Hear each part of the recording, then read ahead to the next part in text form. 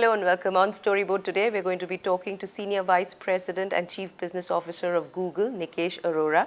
We're going to find out the latest trends in the digital space, Google's new initiatives, and of course, the contentious issue of content regulation on the internet. All that is up for discussion. Please welcome Nikesh Arora. Nikesh, good to talk to you again. I think we meet on the back of your first quarter numbers. I think so. Yes, we do. Yeah, and it's incredible, 24% up year on year this quarter over the last quarter.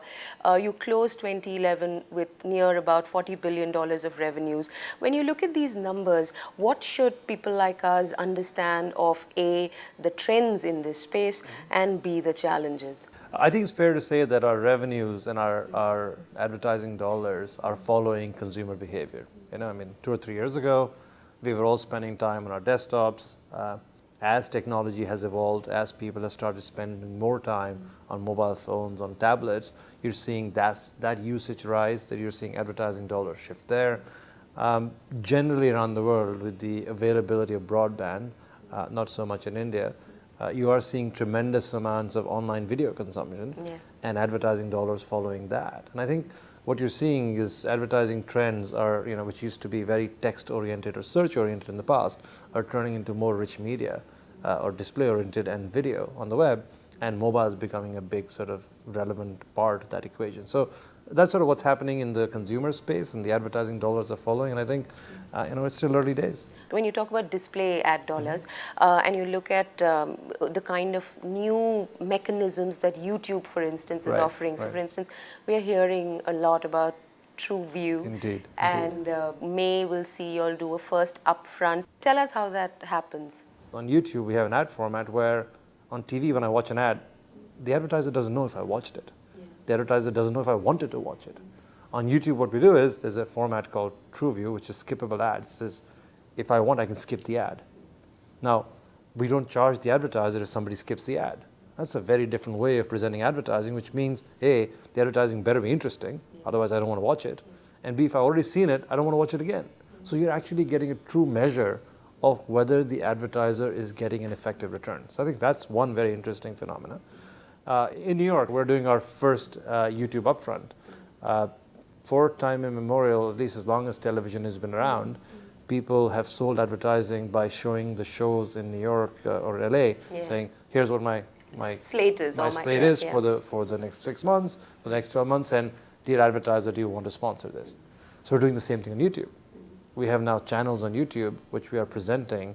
I think there's about 1,000 people signed up to watch what we are going to be showcasing in the next 6 to 12 months, and people are actually bidding for advertising against those channels. So this is the first time online video is behaving like television packaging from an advertising point of view.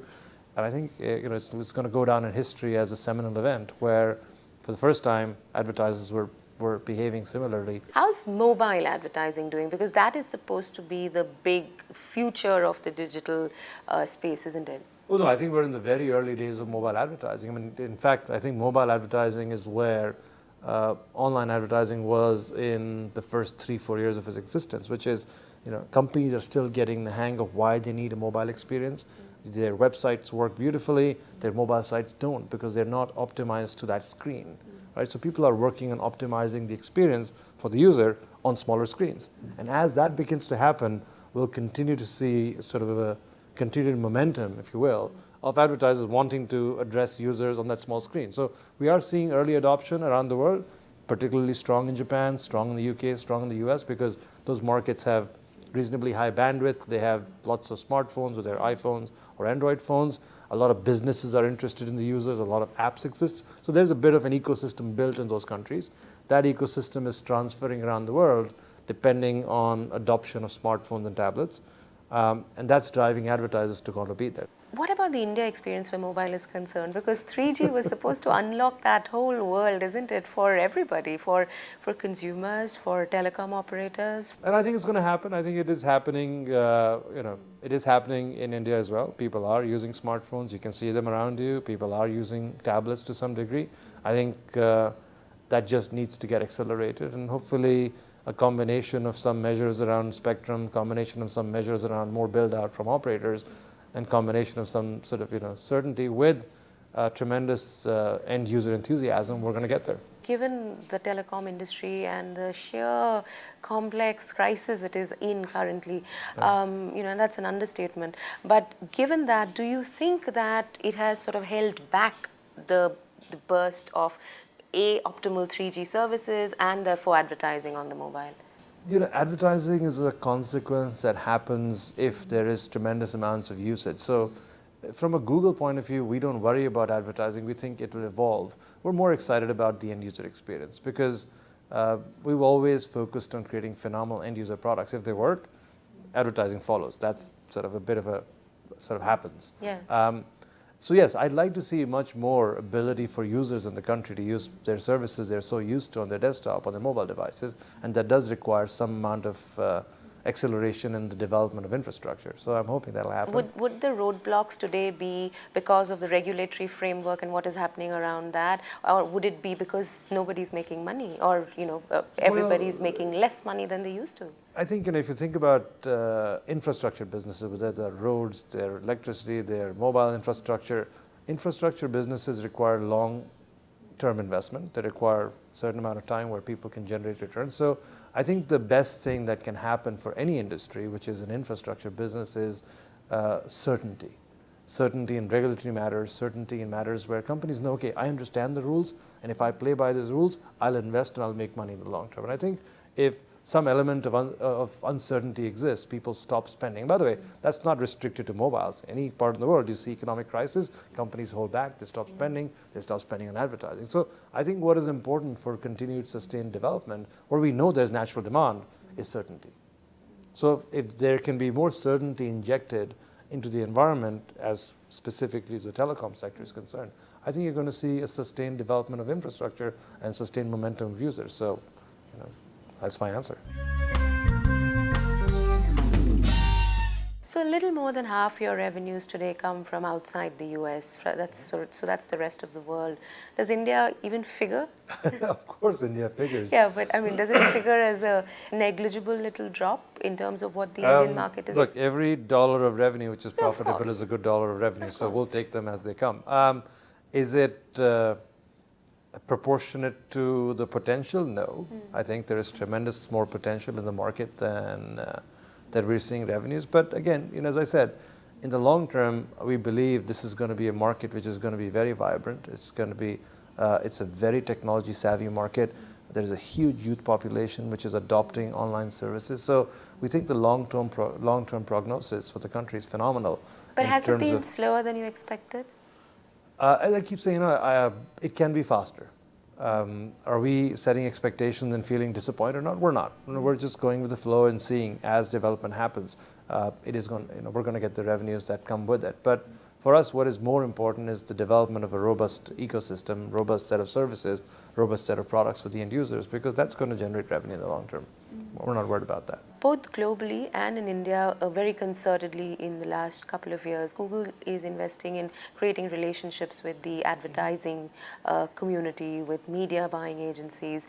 What is the India team telling you about how prepared or how skilled Indian agencies are when it comes to creating digital advertising and understanding the medium? Because I was reading in Ad Age, I think, that in the US, 30% of agency revenues have come in from digital media this year. I mean, again, I think the agency preparedness mirrors the development of the ecosystem in the market. India has a very vibrant advertising market, and it's very small numbers from a digital point of view still. So agencies are putting in commensurate effort. But we are seeing interest. We are seeing a lot more agencies getting equipped for the digital age, because they not only want to serve the Indian market, but they also want to be able to serve a global market where they're partners with other agencies and other creative businesses around the world. So the creativity is there, the appetite is there, the savviness is there. Some people are more prepared than the others. But the sense I get when I talk to people is that there is a lot of talk about digital, but the money is not going there. It's just not going there. But everyone's talking about it, and the question to That's you a good is, thing, you know. yeah, It leads this conversation. yeah, but the It's a question to start. you then is, what is holding that money back? Is it, what is it? I think the money is being held back because of inventory or demand, right? A lot of users have to spend a lot more time on the web, in the digital space. You have to understand, there is no creativity in search advertising. Yeah. To the extent it's text. But the real creative agencies get very excited when video comes into play. And we're seeing that in the New York upfronts, we're seeing that in the US, we're seeing that in different parts of Europe. And various parts of Asia as well. So you will see that happen in India as well. There is How long enthusiasm. before you do an upfront in India? I hope soon. I hope soon. 2 years? What is soon? I don't know. I think it depends. Honestly, it depends on the infrastructure. It depends on consumer demand. We could probably do. I think next 2 to 3 years are probably a safe bet. Big news last year where Google was concerned with the acquisition of Motorola. What can you tell us about what that business is going to do with Google? Is the integration complete? Well, first of all, it's not closed yet, so we don't own Motorola yet. So it's very hard to integrate something that you don't own. So we've been spending time understanding the business, but we're waiting for regulatory clearances from around the world so that we can work with them. Look, fundamentally, I personally always like businesses where there is natural demand. And there is going to be a natural demand for more and more mobile devices. So at least there is going to be huge demand in the future. And then it boils down to how the company can execute against that demand. And we're hoping the team there and some of our people who are working really hard to understand it will do a good job. But it's hard to comment right now. Will you be involved? We're always involved. I work for Google.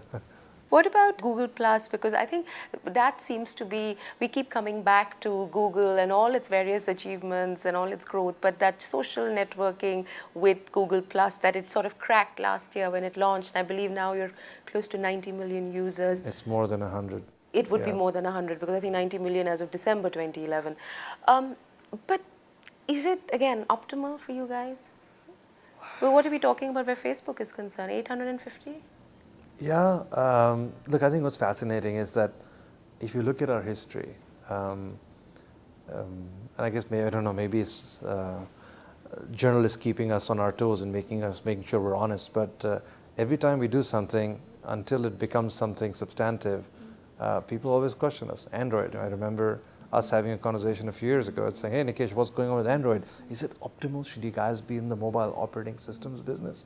Well, it seems to have worked, and thank God for Android, because now it seems like... No, we can't ask that question anymore. Yeah, you can't, exactly. So now you want to ask the next question, right? So we hope Google Plus is going to work, but I think what is important to understand is a fundamental shift is going on in the way the internet operates. Larry said something very interesting in our recent earnings call, and he actually distinguished the social world into sort of social networking, or a social destination, and a social spine.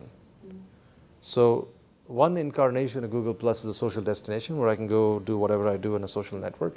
But the second, which is more relevant, at least from my point of view, is that it becomes the spine of the future development. So that's in the future, you're going to design things which are around a social experience. So it's early days, but we're very excited about where we've gotten so far. And it's been less than a year. Yeah. So I think it's taken a lot longer for existing social destinations and networks to establish themselves. So I think we're headed in the right direction. But the fact that you were not the first mover here, is that because you have to wean people away from existing social networks and either have an additional one in Google Plus? We've been playing this game for a while. I mean, do you remember? Majority of the cases, the first movers get innovated away. We were not the first mover in search.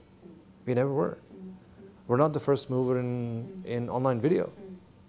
We were not the first mover in email. We were not the first browser in the world. If somebody is the first mover in a certain industry, it's hard for us to be the first mover now. Yeah. The question is, can we out-innovate that mover? Can we come up with something that's even more useful, that creates a compelling reason for users to do it differently? That's the question. But as I said, it's early days. It still remains to be seen.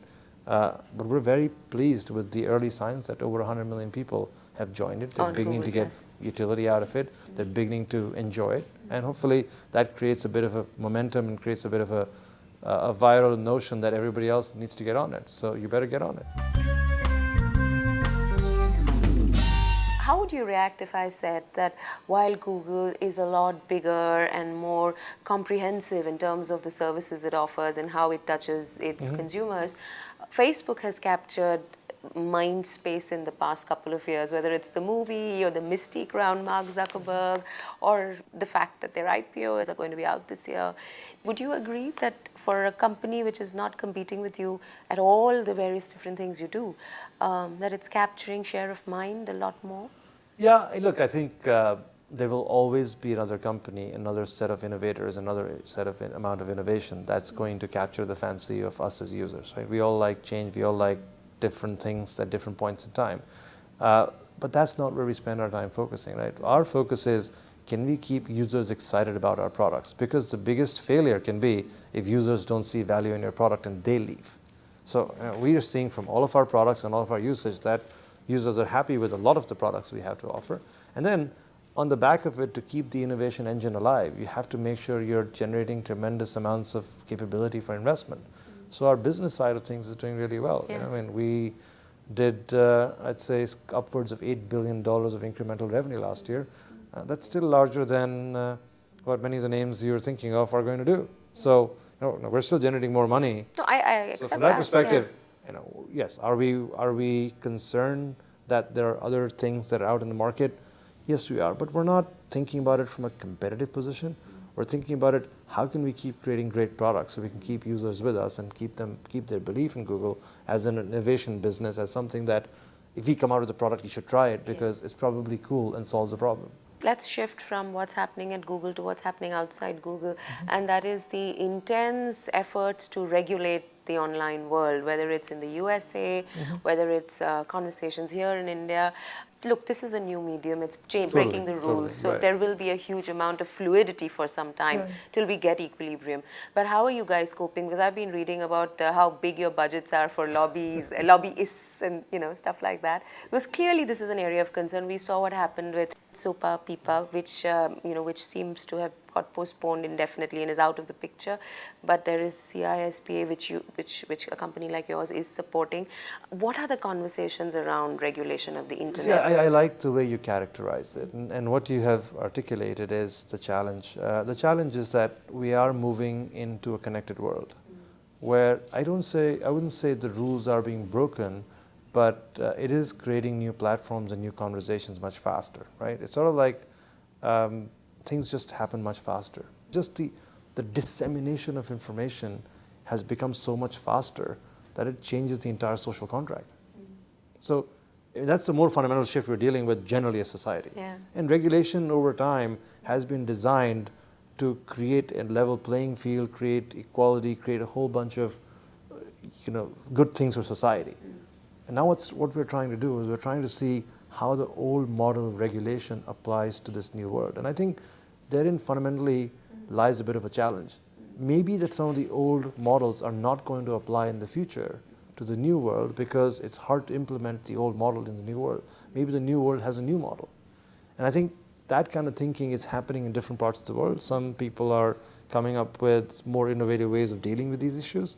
Some people are relying on trying to apply old models towards the new issues. So, I don't think there has been attempts to regulate the internet as strongly and as consistently before than it is right now, isn't it? Yeah, I think, look, for the primary reason that it's becoming more and more mainstream, right? It's like 5 years ago, there was 10% of the population using the internet and online. Today, there is 80% in some countries and all businesses. I think it's a bit of a myth that any new rules that get defined for the new way society behaves. And I'm actually staying away from the notion of the internet because this doesn't impact the internet only. It impacts you and me as individuals, and it impacts businesses, right? Because now all businesses are present on the internet. So any rule that applies for the internet businesses applies to traditional businesses. Yeah. So I think that's what I'm saying, a bit of a deep think has to be conducted on what is important for the new world to survive and what are the new rules. And I think these are hard problems. These are not easy problems. And you asked me about the investment and the people we're trying to hire.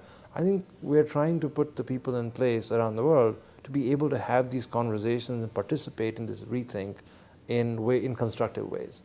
Now, we understand the role governments play, we understand the role regulators play, and it's a very hard job and it's a respectful job because they're trying to do the right thing for society. But it's just an interpretation of what's the right thing and how do you arrive at that conclusion, because it's easy to get some things wrong if you don't understand the complexity of the new world and the unintended consequences of what you might unleash if you focus on one part versus the other. And I think that's the challenge. But do you think that you all are being invited to the conversation effectively enough, or is it that you all are the villains that need to be countered and checked? No, the invitations come in various shapes and forms. Some come in conceptualization phases, some come as a court order, but yeah, we do get invited one way or the other to the conversation. How is India dealing with regulating content online? Because, in December, Minister Kapil Sibal created a furor when he went and met all your companies like yours and said, take off objectionable content and filter it and all of that. There was a court case which, last month, Google India is now not party to that case, but Google Worldwide is. So how do you think India is, or where is India at in its attempts to understand and create a regulatory framework that suits the internet? Well, I think, as I said, it's a tough problem. And I can't comment specifically on the court case. I think that's for my local counterparts to talk about because they're involved in it. But I think, as I said earlier, but the thing is that it's now not your local counterparts. They're out of the picture, isn't it? So it's all you guys who've got to answer. Right, and as I said, we do get invited to the conversation, and we are having conversations. That my intent is not to offend anyone, but as I said, it is a hard problem to solve. It is important to get it right. But it is important to get it right in the context of how the new world behaves. How do you think India is dealing with it compared to other countries that you've seen? I think India is in a different point in the evolution of the internet. I think, as you've talked about earlier, we're still seeing people just get onto their phones and start interacting with the web more so. Not as much of the population is online. So I think we're going to the parts of the early phases where some other countries have been through the early phase. And these are tough problems to solve. So I think people are trying to pay attention. And my only hope is that enough time and effort will be spent in thinking through the consequences, both intended and unintended, as these conversations happen. And things need to be weighed carefully before we make decisions. Because, as I said, it's easy to get some things wrong. And equally so, some things can be gotten right quickly as well. India has a long history of conversation. It has a long history of being on the side of the citizen, the end user, and has a long history of tremendous amounts of growth. So we just have to make sure we get it right. Well, Nikesh Arora, we look forward to your next visit. Thank you for talking to us. Thank you very much for having me. Thank you.